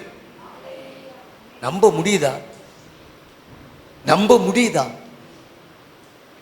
ஆண்டவர் ஆதியாகமம் 17 அதிகாரத்துல ஆபிரகாமிடத்துல வந்து சொல்றாரு, ஆபிரகாமே உன் பேர் இதுவரைக்கும் ஆபிரகாம். ஆபிரகாம்னா தி எக்ஸால்டட் ஃபாதர்னு அர்த்தம், மேன்மை உள்ள தகப்பன் அல்லது உயர்ந்த சிறந்த தகப்பன் என்று அர்த்தம். ஆண்டவர் இப்ப ஆபிரகாமை பார்த்து சொல்றாரு, உன் பேர் இனி ஆபிரகாம் அல்ல, உனக்கு ஆபிரகாம் என்று பெயர் வைக்கிறேன்னு சொல்றாரு. ஹெச் ப்ரொனன்சியேஷன் உள்ள வருது. ஆபிரகாம் என்றால் அநேகம் ஜாதிகளுக்கு உன்னை தகப்பன் அமைச்சிருக்காங்க. ஒரு பிள்ளை கூட வீட்டுக்குள்ள இல்ல. ஆண்டவர் கொடுக்கிற வாக்குத்தத்தம் என்னது? ஜாதிகளுக்கு தகப்பன். ஆதியாகமம் 17 அதிகாரம் 15வது வசனத்தை படிச்சு பார்த்தீங்கன்னா, சரீரம் செத்தவளென்று எண்ண தகுந்த அந்த சாராய்க்கு, அந்த சாராளுக்கு என்ன பேர்னா, முதல்ல அவளுடைய பேர் என்னது? சாராய். இனி உன் மனைவியை எப்படி கூப்பிடக்கூடாது? சாராய்னா என்ன அர்த்தம்? சொல்லியிருப்பேன்னு நினைக்கிறேன் உங்களுக்கு, இல்லையோ? சாராய்னா சந்தேகம்னு அர்த்தம். யாருக்காவது இங்க சந்தேகம்னு பேர் இருக்கா? யாருக்குமே இல்லைல்ல. ஆனா அம்மாவுக்கு என்ன பேரு சொல்லுங்க? சந்தேகம்னு பேரு. இப்ப ஆண்டவர் சொல்றாரு, உன் மனைவிய சாராய்னு கூப்பிடாத, சாராள் என்பது அவளுடைய பெயரா இருக்கும் அப்படின்னு ஆண்டவர் சொல்றாரு. சாராள் என்ன அர்த்தம்? திரளான ஜாதிகளுக்கு அவளை தாயா மாத்தி இருக்கிறேன், அநேகம் ராஜாக்களுடைய சந்ததியில உண்டாக போகிறதுன்னு சொல்லி கர்த்தர் வாக்கு பண்ணுகிறார். என் அன்பு கர்த்தருடைய பிள்ளைகளை, ஆண்டவருடைய வாக்குத்தத்தம், ஆண்டவருடைய வாக்குத்தத்தம் நல்லா கவனிங்க. ஒரு சின்ன ஒரு எக்ஸாம்பிள் உங்களுக்கு சொல்றேன் பாருங்க. இப்போ சமீபத்தில் நான் ஒரு செய்தி கேட்டுக்கொண்டிருந்தேன். அந்த செய்தியில் அந்த பரிசுத்தவான் ஒரு காரியத்தை சொன்னார். ஏசப்பா யோர்தான் நதியில ஞானஸ்நானம் பெறுகிறதுக்கு வருகிறார். அவர் ஞானஸ்நானம் பெற்று எழுந்த உடனே வானம் திறக்கிறது. தேவ ஆவியானவர் புறாவின் ரூபம் கொண்டு அவர் மேல் இறங்கி தங்குகிறார். வானத்தின் அந்த திறந்த பகுதியிலிருந்து ஒரு சத்தம் வருகிறது, இவர் என்னுடைய நேசகுமாரன், இவரில் பிரியமாய் இருக்கிறேன் அப்படின்னு ஒரு சத்தம் வருது. இந்த சத்தத்தை யாரெல்லாம் கேட்டாங்க? ஏசப்பா கேட்டாரு, யோவான் கேட்டாரு, நின்றுகிட்டு இருந்த மனிதர்கள் எல்லாரும் கேட்டாங்க. யாருக்கும் கேட்டிருக்கும்னு அந்த ஊழியக்காரர் சொல்றாருன்னா, சாத்தானும் அந்த கூட்டத்துக்குள்ள நின்று இந்த சத்தத்தை கேட்டிருப்பான். சாத்தா கண்டிப்பா கேட்டிருப்பானா? கேட்டிருக்க மாட்டானா? ஆமா, it was an audible voice directly came from God. ஆண்டவரிடத்துல இருந்து வந்த ஒரு ஆடிபிள் வாய்ஸ் அது. அவர் பேசுறது எல்லாருடைய காதுகளும் கேட்கிறது. இப்போ ஒரு அதிகாரத்துக்கு முன்னால இவருடைய நேசகுமாரன் பிதா சொன்னதை சாத்தான் கேட்டுட்டு, ஒரு அதிகாரத்துக்கு பிறகு 3 அதிகாரத்துல இது நடக்கு. 4 அதிகாரத்துல வந்து சாத்தான் ஏசப்பாவை பத்தி கேட்கிறான், நீர் தேவனுடைய குமாரன் ஆனார். ஒரு அதிகாரத்துக்கு முன்னாலதான் இவனே நின்று கேட்டிருக்கிறான். ஒரு அதிகாரத்துக்கு பிறகு சாத்தா வந்து ஏசப்பாட்ட என்ன கேட்கிறான்? நீர் தேவனுடைய குமாரனே ஆனால் அப்படின்னு கேட்கிறான். அப்போ உடனே ஏசப்பா என்ன சொல்லி இருக்கணும் அப்படின்னு இந்த ஊழியக்காரர் சொல்றாங்கன்னா, ஏய், அன்னைக்கு தானே வந்து வானம் திறந்து பிதாவானவர் என்னை குறித்து சொன்ன அந்த வார்த்தைய நீ கேட்டா தானே அப்படின்னு ஏசப்பா எதையாவது சாத்தாங்கிட்ட பேசினாரா அப்படின்னு பைபிள்ல பார்த்தா எதுவுமே அவர் சொல்லல. நீ கேட்கலையா? தேவன் அன்னைக்கு சாட்சி கொடுத்தாரு என்ன பற்றி அப்படின்னு சொல்லி பிசாச பார்த்து ஏசப்பா பேசல. பிசாச பார்த்து ஏசப்பா என்ன பேசினாலும் தெரியுமா? மனுஷன் அப்பத்தினால் மாத்திரம் அல்ல, தேவனுடைய வாயிலிருந்து புறப்படுகிற ஒவ்வொரு வார்த்தையினாலும் பிழைப்பான் என்று. அப்பா, பலத்த ஒரு கரகோஷை நீங்க எழுப்பி தேவனை மகிமைப்படுத்த வேண்டும். ஆமென், ஹல்லேலூயா, ஹல்லேலூயா. ஏன் இந்த வார்த்தையை சொல்றேன் தெரியுமா? நம்முடைய அனுபவத்தை அல்ல, தேவனுடைய வாக்குத்தத்தத்தை நாம் சார்ந்து கொள்ள வேண்டும். நம்முடைய பாஸ்ட் எக்ஸ்பீரியன்ஸ் நமக்கு நம்முடைய போராட்டத்தில் உதவி செய்யாது. நம்ம பிரச்சனையில உதவி செய்யாது. நல்ல கவனிங்க. ஒருவேளை ஏசப்பா அன்றைக்கு வானம் திறந்தது, பிதாவானவர் சொன்னார், அதெல்லாம் கேட்டுக்கொண்டிருந்தார், எல்லாரும் கேட்டாங்க. ஆனா சாத்தான் தன்னை எதிர்த்து யுத்தம் பண்ண வந்த போது அவருடைய அனுபவத்தை அவர் சார்ந்து கொள்ளவில்லை, மாறாக எழுதி இருக்கிறதேன்னு சொல்லி சாத்தான்ட்ட சொன்னார். அப்ப என்ன அர்த்தம்? வார்த்தை, வாக்குத்தத்தம், தேவனுடைய ஜீவனும் ஆவியுமான இந்த அப்பந்தான் யுத்தத்துல, போராட்டத்துல நம்மை பலப்படுத்துகிற ஒன்றாக இருக்கிறது. பலத்தின் மேல் பலம். என் அன்பு கர்த்தருடைய பிள்ளைகளே, ஆண்டவர் இன்னைக்கு சொல்றாரு, வாக்குத்தத்தம் தான் நம்முடைய பலம். ஆண்டவர் நமக்கு தந்த வாக்குத்தத்தம் ஒரு நாளும் கீழே விழாது. ஆமென் சொல்லுங்க. பக்கத்துல உள்ளவங்க கையை பிடிச்சு சொல்லுங்க, தேவன் உங்களுக்கு தந்த வாக்குத்தத்தம் ஒரு நாளும் தரையில விழாது. ஆமென், ஆமென், ஆமென். வானமும் பூமியும் ஒளிந்து போனாலும் அவருடைய ஜீவனுள்ள வார்த்தை ஒரு நாளும் ஒளியாதுன்னு பைபிள்ல போட்டிருக்குது. அதான் நம்முடைய பலம், அதான் நம்முடைய பலம். கிதியோன் சொல்றான், நான் பலவீனன், என் குடும்பம் எளியது, என்னால ஒண்ணுமே முடியாது, எனக்கு இந்த காரியம் ஆகாதுன்னு. ஆனா ஆண்டவர் சொல்றாரு, நீ யார் தெரியுமா? நான் உன் கூட இருக்கிற, என் வார்த்தை உன் கூட இருக்குது. நல்லா கவனிங்க. முதலாவது அவன் சொல்றான், இல்ல நான் ஒண்ணுமே இல்லைன்னு. ஆண்டவர் சொல்ற, நீ பராக்கிரமசாலி என்றார். ஐயோ, என் குடும்பம் எளிது, என்னால் அதெல்லாம் சாதிக்க முடியாது ஆண்டவரேன்னு சொல்றான். அதுக்கு ஆண்டவர் சொல்றாரு, ஒரே மனுஷனை முறியடிக்கிற மாதிரி அவனை முறியடிக்க போற. இது தேவனுடைய வாக்குத்தத்தம். இப்போ மூணாவது இந்த கிதியோனை பார்த்து ஆண்டவர், எப்பா உனக்கு இருக்கிற இந்த பலத்தோடு போ அப்படின்னு சொல்லும்போது அவன் உள்ளத்துல என்ன நினைச்சிருந்திருப்பான் தெரியுமா? என்கிட்ட ஒண்ணுமே இல்லைன்னு ஆண்டவர்கிட்ட சொல்றேன், ஆண்டவர் கேட்கவே மாட்டேங்கிறாரு. ஆனா உனக்கு இருக்கிற பலத்தோட போன்னு சொல்றாரு. என்ன பலம்? வேற ஒண்ணுமே இல்லை. தேவனும் அவருடைய வாக்குத்தத்தமும் தான் அன்று கிதியோனுடைய பலனாக இருந்தது. அல்லேலூயா. கர்த்தருடைய பட்டயம் கிதியோனுடைய பட்டயமாக மாறினது. அன்றைக்கு சூழ்ந்து வந்திருந்த எல்லா மோவாபியரையும் கிழக்கத்தி புத்திரையும் அடிச்சு நொறுக்குகிற ஒரு பலத்த வல்லமை கிதியோன் மூலமாக வெளிப்பட்டது.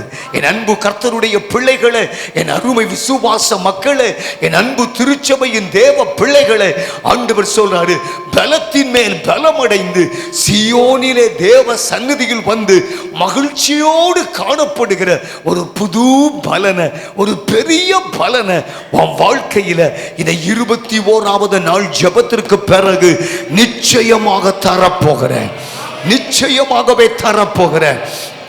எதிரிகளுக்கு முன்பு உன் தலையை நான் அபிஷேகம் பண்ணுவேன். சத்துருக்களுக்கு முன்பாக நான் உனக்கு ஒரு பந்தியை ஆயத்தப்படுத்தி உன் தலையை எண்ணெயினால் அபிஷேகம் பண்ணுவேன். உன் பாத்திரம் நிரம்பி வழியும், நிரம்பி வழியும்.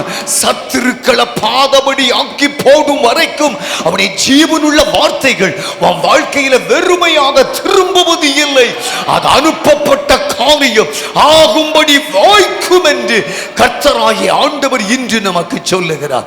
21 நாட்கள் ஆண்டவருடைய பிரசன்னத்தில் ஜெபத்தில் காத்திருந்த நமக்கு ஆண்டவர் தருகிற வாக்குத்தத்தம் பலத்தின் மேல் பலம். They will go from strength to strength. இன்னைக்கு கர்த்தருடைய பலிபீடத்தில் நின்று உங்களை பார்த்து சொல்றேன், இன்னைக்கு மாதிரி நாளைக்கு இருக்க மாட்டீங்க. ஆமென், ஆமென்.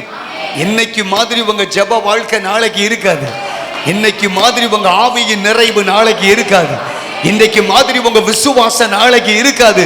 எல்லாமே பெருகும், பெருகும். நீங்கள் பெருகுவீர்கள், வளருவீர்கள், விருத்தி அடைவீர்கள்.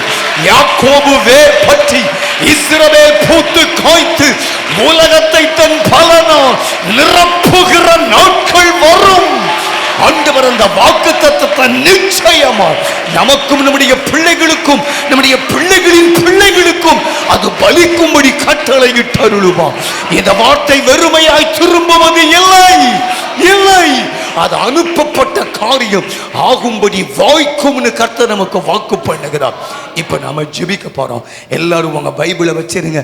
எல்லாரும் எழுந்து நிற்போம். கர்த்தருடைய பிரசன்னத்துல சில நிமிடங்கள் ஜெபிக்க போகிறோம். ஆண்டவர் எனக்கு திட்டமாக சொன்னார், என் பிள்ளைங்க மேலே என்னுடைய பிரசன்னத்தையும் மகிமையையும் இன்று இரவு கட்டளையிட்டு அருளுவேன்னு சொல்லி ஆண்டவருடைய புதிய பலத்தின் மேல் பலன், தேவ மகிமை நம்ம மேலே இறங்கி வருகிறது. நிச்சயமா சொல்றேன், இந்த ஆலயத்திற்குள் நான் நுழைந்து எல்லைகளில் மண்டியிட்ட நிமிஷமே ஆண்டவருடைய மகிமை இந்த எல்லைகளை நிறைத்து ஆட்கொண்டிருந்ததை நான் பார்க்க முடிந்தது. அவருடைய மகிமை நம்ம மேல, நமது தோள்கள் மேல வந்து இறங்கி தங்கி இருக்கிறது. அது அவருடைய வல்லமையையும் அதிகாரத்தையும் அவருடைய ஆணையையும் நமக்கு நினைப்பூட்டுகிறது.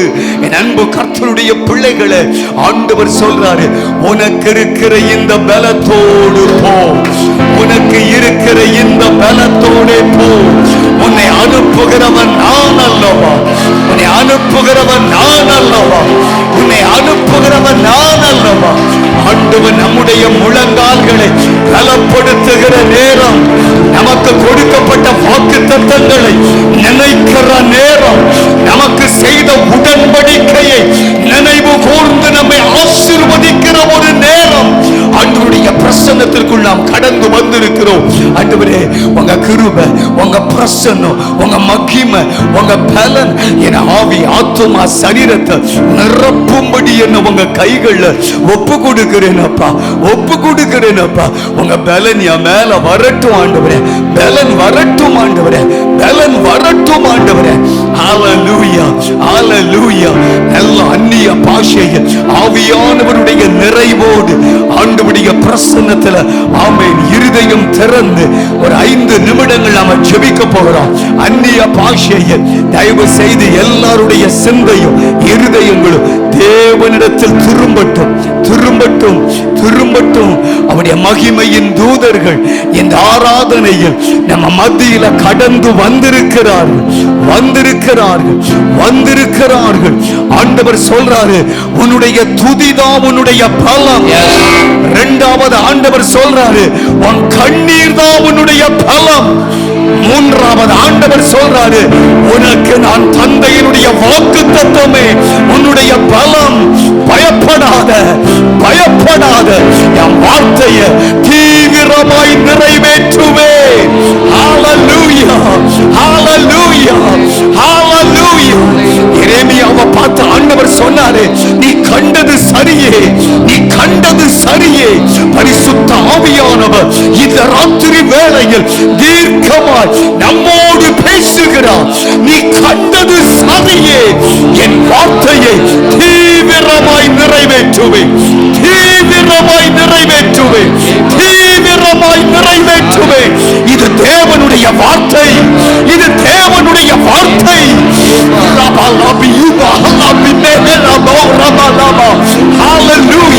கர்த்தருடைய மகிமை நம்ம மேல கடந்து வருகிறது, வருகிறது, வருகிறது. ஒரு புதிய பலன், புதிய பலன், பரலோக பலன், உன்னத பலன், ஆவியின் பலன், வார்த்தையின் பலன் நம்ம மேல இறங்கி வருகிறது. It's filling you. உச்சம் தலை முதல் இருதயம் முழுவதையும் அது நிரப்புகிறது, நிரப்புகிறது, நிரப்புகிறது. Yes Lord, glory, glory, glory, glory. மகிமை, மகிமை, மகிமை, மகிமை, மகிமை. நிரம்பு, நிரம்பு, நிரம்புங்க. நன்றி, நன்றி. கர்த்தருடைய மகிமை நம்மை மூடுகிறது, மூடுகிறது. நான் அதை பார்க்கிறேன், நான் அதை பார்க்கிறேன். இருதயங்கள் வெகுவான் அனல் கொண்டு இப்பொழுதே எரிகிறது, கொழுந்து விட்டு எரிகிறது. ஓ, கர்த்தருடைய ஜீவன், கர்த்தருடைய ஆவி, கர்த்தருடைய வல்லமை இருதயங்களுக்குள்ள அடைபட்டு எரிகிற அக்கினியை போல அது உங்களோடு ஆமென் பலமான தேவனுடைய பிரசன்னத்தை விளங்க பண்ணி கொண்டிருக்கிறது. நன்றி, நன்றி, நன்றி. ஹalleluya, ஹalleluya, ஹalleluya.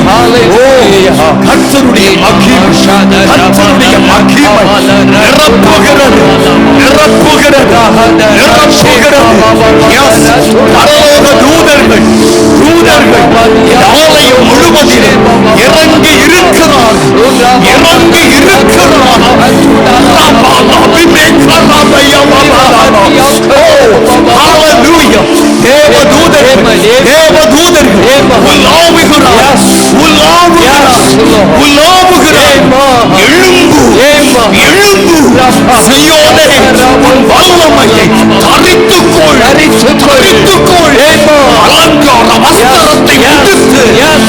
நீ வீற்றிருந்த ஆளுகை செய்ய வேண்டிய அடிமை அல்ல என்கிறார்.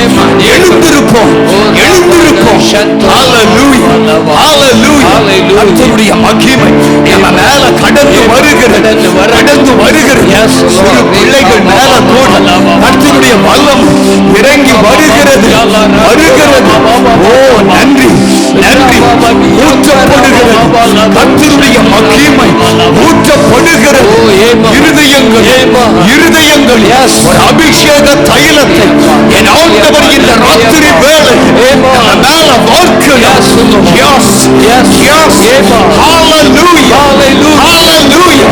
ஒரு புதிய உடன்படிக்கை ஆண்டவர் நம்மோடு செய்கிறார். அது பழைமையை போல இல்லை,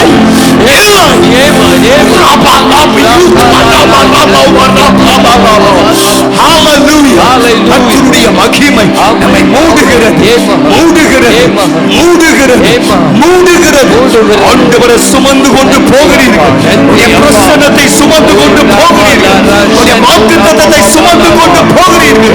கர்த்தருடைய வல்லமை உங்க மேல இருக்குது, இருக்குது. நீங்கள் தனிமையா இல்லை, இல்லை, இல்லை, இல்லை.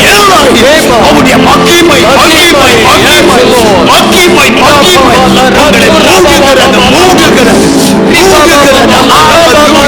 Oh, thank you Lord, thank you Lord. ஒவ்வொரு பேரும், ஒவ்வொரு பேரையும் என் ஆண்டவர் நிரப்புகிறார், நிரப்புகிறார். நீங்கள் பலவீனன் அல்ல, நீங்கள் பலவீனமானவள் அல்ல. ஆண்டவர் உங்களை பலப்படுத்துகிறார், பலப்படுத்துகிறார். பலத்தின் மேல் பலம் எடுத்துக்கொள்ளுங்கள், எடுத்துக்கொள்ளுங்கள். விசுவாசத்தை ஆமென் செயல்முறைக்கு கொண்டு வாங்க. ஆண்டவரே எடுத்துக்கொள்ளுகிற அந்த பட்டயத்தை, அந்த வாக்குத்தத்தத்தை, அந்த வசனத்தை நான் எடுத்துக்கொள்ளுகிறேன். ஆண்டவரே எடுத்துக்கொள்ளுகிறேன், எடுத்துக்கொள்ளுகிறேன்.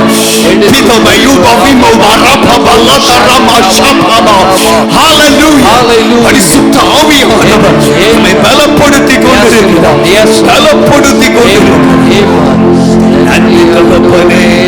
ஆமென். ஹல்லேலூயா, ஹல்லேலூயா, ஹல்லேலூயா, ஹல்லேலூயா, ஹல்லேலூயா, ஹல்லேலூயா. ஆமென், ஆமென். பலனடைய நிரப்பிடுவே பலத்தின் ஆவியே, பலனடைய நிரப்பிடுவே பலத்தின் ஆவியே, பலமடைய ஊற்றிடுவே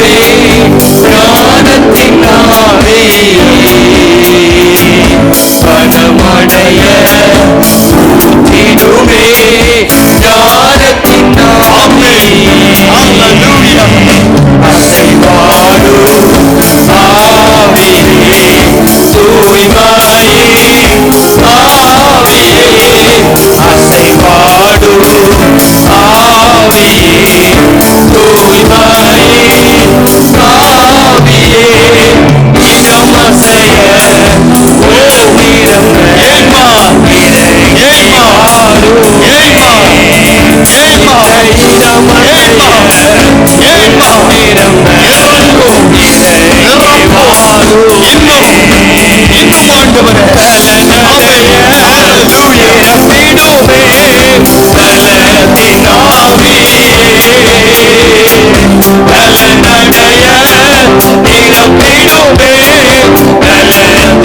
ஆவியே,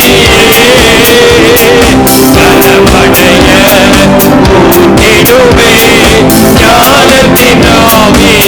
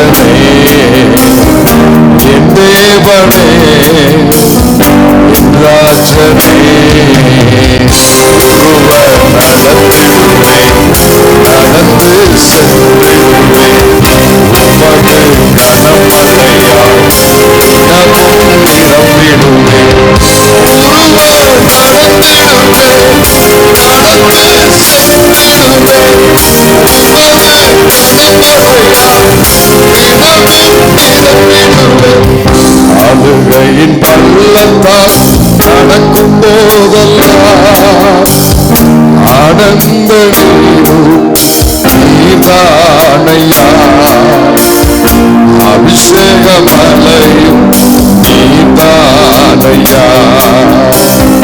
அழுகையின் பள்ளத்தால் நடக்கும் போதெல்லாம்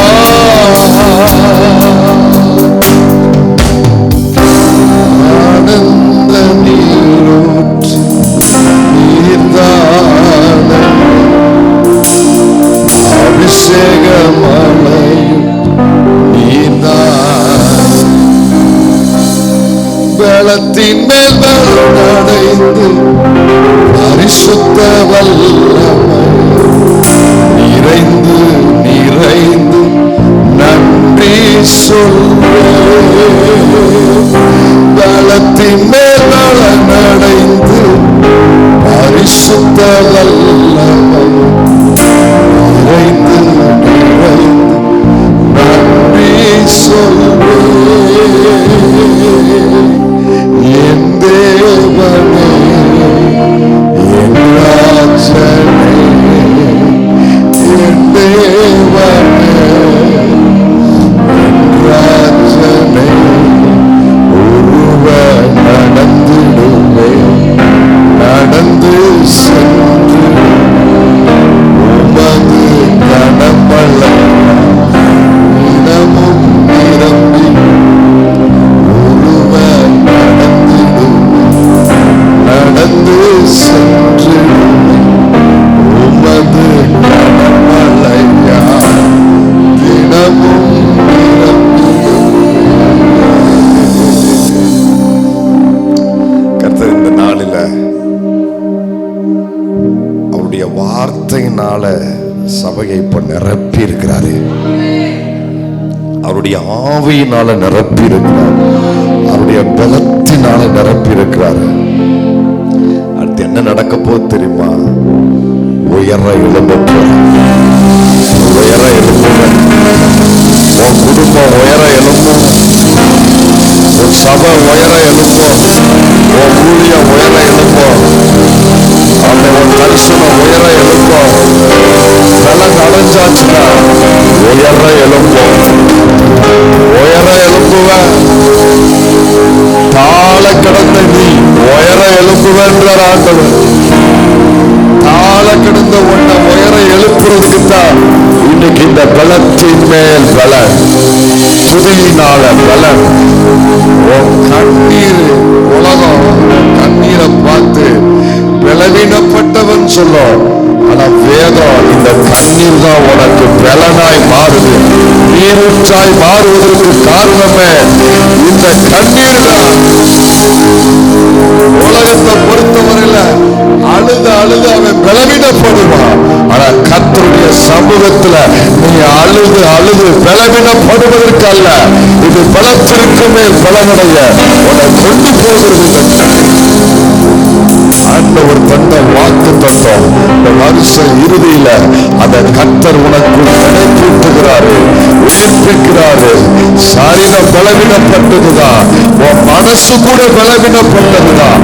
ஆனா இந்த வார்த்தை ஜீவனுள்ள வார்த்தை, இந்த ஜீவனுள்ள வார்த்தை அவன் செத்து போன சரீரத்தை உயிர்ப்பிக்கிற வார்த்தை, செத்து போன ஒரு காரியத்தை உயிர்ப்பிக்கிற வார்த்தை. பலத்தின் மேல் பலம் அடைந்து பரிசுத்த வல்லமை நிறைந்து நிறைந்து நன்றி சொல்வேன். பலத்தின் மேல் பலம் அடைந்து பரிசுத்த வல்லமை நிறைந்து நிறைந்து நன்றி சொல்வேன். நன்றின்னு சொல்லுங்க. ஆண்டவருக்கு ஸ்தோத்திரம். ஆண்டவரே நன்றி சொல்றப்பா, நன்றி சொல்றப்பா, நன்றி சொல்றப்பா, உனக்கு ஸ்தோத்திரப்பா. ஆண்டவர் இந்த பலத்தின் மேல் மனநடைகிற அனுபவம் இந்த ஊழியத்துக்கும் சபைக்கும் வந்த ஒவ்வொரு பிள்ளைகளுக்கும் சபை மக்களுக்கும் இந்த நிறைவு நாள்ல கர்த்தர் இந்த அனுபவத்தை தந்ததுக்காக ஆண்டவருக்கு மனதார நன்றி சொல்லி ஸ்தோத்திரப்பா. உமக்கு ஸ்தோத்திரம் ஆண்டவரே, உமக்கு ஸ்தோத்திரம். அல்லேலூயா. அல்லேலூயா. கர்த்தர் நினைப்பூட்டுகிறாரு, இந்த பலத்தின் மேல் பலன் வரும்னா இதுவரைக்கும் இல்லாத காரியம் ஓ மூலம் நடக்கும். இதுவரைக்கும் இல்லாத காரியம் எலியாவுக்கு அன்னைக்கு பலத்தின் மேல் பலனை தேவன் தந்ததுனால இதுக்கு முன்னால அவன் செய்திராத ஒரு ஊழியத்தை இதற்கு அப்புறம் செய்யும்படி இந்த பலன் கொண்டு போனது. இந்த பலன் இதுவரைக்கும் செய்யாத காரியத்தை செய்வதற்கு கொண்டு போனது. உன்னை கொண்டு போகும், உன் குடும்பத்தை அந்த இடத்துக்கு கொண்டு போகும். என் தேவனே, என் ராஜனே, என் தேவனே, என் ராஜனே. தகப்பனே, நாளில உங்களுடைய தாசரை ஒரு பெரிய திட்டத்தோடு நீங்க கொண்டு வந்து அபிஷேகம் பண்ணப்பட்ட வார்த்தைகளை வாயில் வைத்து இந்த வார்த்தையினால இன்னைக்கு சபையை நீங்க நிறைத்து புதிய பலம் ஆண்டவரே, பலத்தின் மேல் பலன் இன்னைக்கு எங்களுக்கு இந்த சபைக்குள்ள நீங்க தந்த இந்த கிருபைக்காக ஸ்தோத்திரம். இதை நாங்க நம்புறோம், இதை நாங்க கன்ஃபஸ் பண்றோம், அறிக்கை எடுக்கிறோம், டிக்ளேர் பண்றோம். இந்த வார்த்தைய நீங்க அப்படியே ஆம் என்றும் ஆமென் என்றும்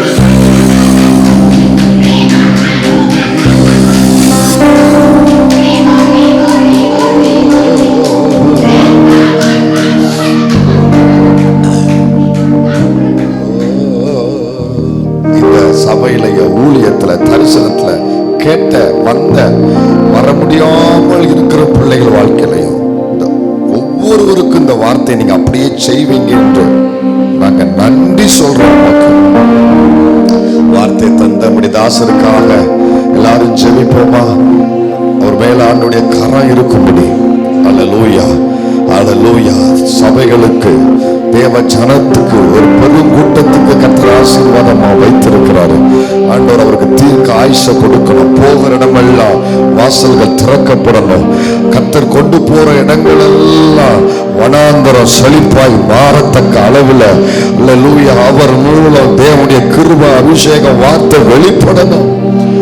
அம்மாவுக்காக நன்றி, பிள்ளைகளுக்காக செய்கிற ஊழியர்களுக்காக நன்றி, இந்த ஹாஸ்டலுக்காக நன்றி, அங்குள்ள பிள்ளைகளுக்காக நன்றி, உடன் இருந்து ஊழியத்தில் தாங்குகிற அத்தனை பேருக்காக நன்றி, தரிசனங்களுக்காக நன்றி.